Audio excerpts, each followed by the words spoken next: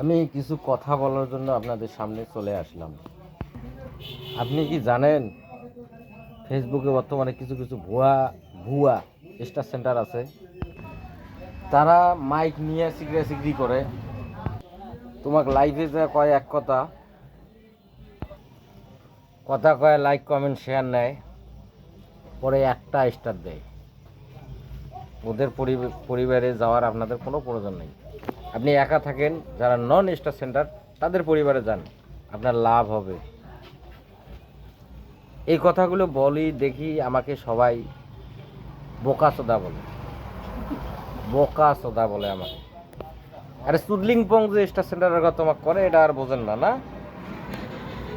কি আর করবেন, ধোকাবাজ কিছু কিছু আছে, তাদের পরিবারে যাবেন না।